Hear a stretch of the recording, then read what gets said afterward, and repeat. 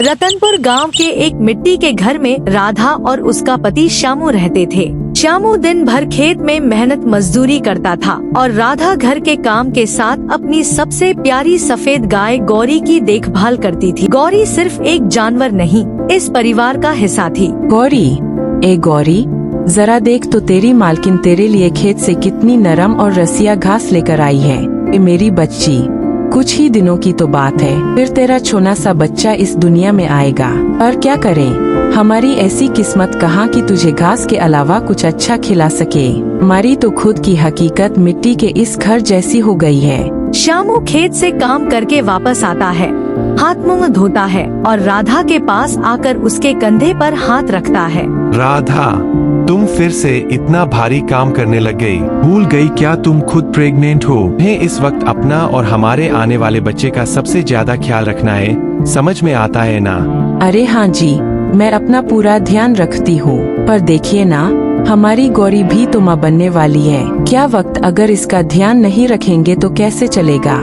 दुर्भाग्य इस बात का है कि इसे घास के अलावा कुछ बढ़िया नहीं दे पा रहे। चिंता मत करो भगवान, जैसा ही गौरी का बच्चा होगा हमारा ये गरीब परिवार थोड़ा संभल जाएगा। बच्चे के पीने के बाद जो भी दूध बचेगा उसे मैं शहर की डेयरी में बेच आऊंगा। हमारे पैसे से तुम्हारे लिए और हमारी गौरी के लिए धासु खाना लेकर आऊंगा। अब चलो, धूप तेज हो गई है। दोनों कमरे के अंदर आराम करने के लिए चले जाते हैं। तभी वहाँ मौजूद एक अजीब सी बूढ़ी औरत की नजर गौरी गाय पर पड़ी। गौरी को देखकर उसके मन में लालच जाग उठा और वह उसे अपने कब्जे में करने की योजना बनाने लगी। वाह, ये गाय तो बड़ी मोटी और तंदुरुस्त है, बहुत दूध देगी। अगर इसे अभी चुपके से चुरा कर ले जाऊंगी तो कोई देखने वाला भी नहीं है। वो चालाक बुढ़िया अपनी जादुई शक्तियों के बस में करके कपिला गाय उसके इशारों पर चलने लगती है। वह चालाक बुढ़िया उसे लेकर गांव से बाहर निकल जाती है। जंगल के गहरे सन्नाटे में पहुंचते ही वह अपने असली भूतिया रूप में आ जाती है। अब कपिला गाय के संग क्या होगा, यह तो भगवान ही जाने। हाँ हाँ हाँ, पहले मैं पेट भर के तेरा दूध पीऊंगी। आज रात में अपने दोस्तों के साथ तुझे खाकर दावत करेंगे। हाँ हाँ हाँ। समूह की आवाज सुनकर राधा दौड़ी दौड़ी वहाँ पहुँची। गौरी मेरी गाय तू कहाँ है? एक बार आवाज तो दे गौरी। क्या हुआ जी, आप इतने परेशान क्यों हैं? मेरी गौरी आसपास नजर नहीं आ रही है, हमें ढूंढना होगा उसे शाम होने से पहले। गौरी माँ बनने वाली है, उसके पेट में बच्चा है, जंगली जानवर से भागकर जान भी नहीं बचा पाएगी। चलो जी, जल्दी चलो। वो दोनों राधा को ढूंढने के लिए गांव के चौराहे तरफ निकल पड़े। चौराहे पर उनकी नजर जमीन पर पड़ी जहां राधा और बूढ़ी औरत का पाँव का निशान था। अजी देखिए, ये हमारी प्यारी गौरी का पाँव का निशान है। राधा, तुम सही बोल रही हो, यह तो हमारी गौरी के पाँव का निशान है। ये निशान जंगल की तरफ जा रहे हैं और यह दूसरा पाँव का निशान लगता है कि किसी चोर का है जो हमारी गौरी को चुरा कर ले गया है। चलो जी, जल्दी चलो, गौरी माँ बनने वाली है। अभी तक उसने कुछ खाया नहीं होगा, जो उसके और उसके होने वाले बच्चे के लिए ठीक नहीं है। हमें गौरी को जल्द से जल्द ढूंढना होगा।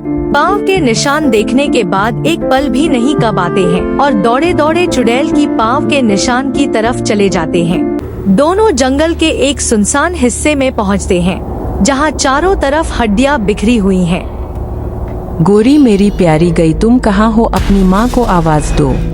गाय का सम्मोहन टूट जाता है और वह अचानक जोर जोर से रंभाने लगती है। यह तो हमारी गौरी की आवाज है, यह आवाज तो उसको फंसी आ रही है। काली गुफा की तरफ जाने लगे। माधवी और गोविंद जब चुड़ैल की उस भयानक और काली गुफा के आंगन में पहुंचते हैं, तो वहां का नजारा देखकर उनके होश उड़ जाते हैं। मुझे बहुत खुशी हो रही है, मेरी गौरी मिल गई। मुझे समझ में नहीं आ रहा है, कौन इतने घने जंगल में गाय को लेकर आएगा? उसे अपनी जान का डर नहीं है क्या? तभी चुड़ैल बूढ़ी औरत के रूप में काली गुफा से बाहर निकलती है। तुमने मेरी गाय को हाथ क्यों लगाया? यहाँ से चले जाओ तुम दोनों। ओ चोर बुढ़िया, छोड़ दे हमारी गाय को। समूह की बात सुनकर चुड़ैल गुस्से से अपने असली रूप में आ जाती है। तुम्हारी इतनी हिम्मत, मुझसे जुबान लड़ाते हो, अब तुम दोनों का अंत तय है। माता, आप भी किसी की माँ रही होंगी। मैं आपकी बेटी जैसी हूँ। मेरे पति की गलती को माफ कर दीजिए। मेरी गाय गोरी माँ बनने वाली है। उसके पेट में एक नन्ही जान पल रही है। उस मासूम की खातिर हम पर दया कीजिए माता।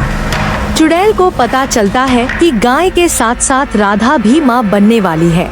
यह सुनकर चुड़ैल को बहुत दुख होता है। उसे एहसास होता है कि उसने एक माँ ही नहीं बल्कि दो माँओं को तकलीफ पहुँचाई है। अपनी गलती का एहसास होते ही उसका दिल पश्चाताप से भर जाता है। बेटी, मुझे माफ कर दो। मुझसे आज बहुत बड़ी गलती हो गई। मैं किसी नन्ही जान को तकलीफ नहीं पहुंचाना चाहती। तुम लोग गोरी को लेकर यहाँ से जा सकते हो।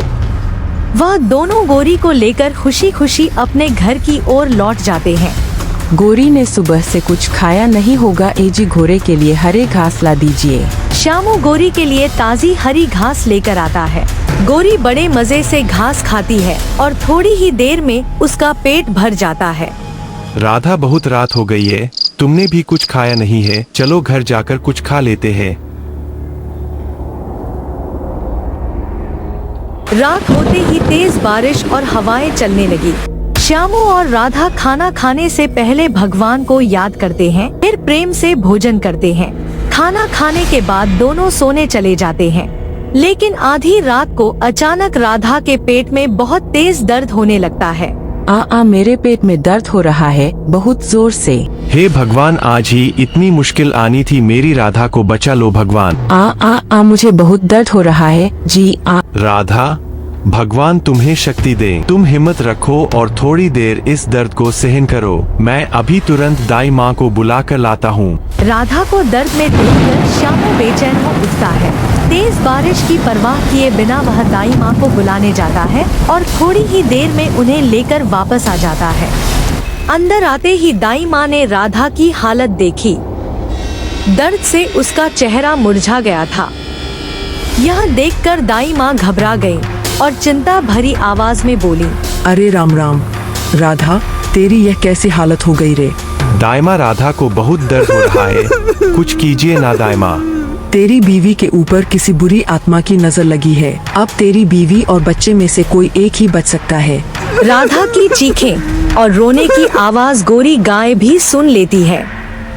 वह सब कुछ समझ जाती है। राधा का दर्द महसूस करके उसका मन भी बेचैन हो उठता है। वह बार बार घर की ओर देखने लगती है और से प्रार्थना करने लगती है, हे भगवान, राधा का सारा दर्द मुझे दे दो। तभी आसमान में एक तेज रोशनी चमकती है और गूंजती हुई एक आवाज आती है, हे बेजुबान जानवर, तेरी मुराद पूरी होगी। तभी देखा जाता है राधा के शरीर से एक आत्मा गोरी अपने शरीर में खींच लेती है। तभी राधा का दर्द धीरे धीरे कम हो जाता है। यहाँ पर गोरी गाय को बहुत जोरों का दर्द शुरू हो जाता है। फिर अंधेरी रात में कमरे के अंदर से एक नवजात बच्चे के रोने की प्यारी आवाज सुनाई देने लगी और पूरे घर में खुशी की लहर दौड़ गई। श्यामू, मुबारक हो, तुम्हारे घर लक्ष्मी आई है। माँ और बच्चा दोनों स्वस्थ है। तुम्हारे परिवार पर स्वयं भगवान की कृपा बनी हुई है। अजी, मेरी गौरी ठीक तो है ना? गौरी इतनी जोर जोर से क्यों चिल्ला रही थी? गौरी तुम्हारी रोने की आवाज से घबरा गई होगी। देखो, अब वह बिल्कुल शांत है। लगता है हमारी गौरी सो गई है। अगली सुबह जब श्यामू गौरी को देखने गया तो उसने देखा कि गौरी बिल्कुल भी हिलडुल नहीं रही थी। क्या हुआ गौरी, तुम बोल नहीं रही हो? गौरी, उठो गौरी। राधा आवाज सुनकर घर से बाहर निकलती है। गौरी, तूने मेरे लिए अपनी जान क्यों दे दी? उठ जा गौरी, एक बार तो आंखें खोल। दोस्तों, आप सभी इस वीडियो को लाइक करें ताकि हमारी प्यारी गौरी की आत्मा को शांति मिले। क्या आप जानते हैं आपका प्यारा नाम हमारे अगले कार्टून वीडियो में आ सकता है? अभी कमेंट करें, अगली वीडियो में आपका नाम जरूर आएगा।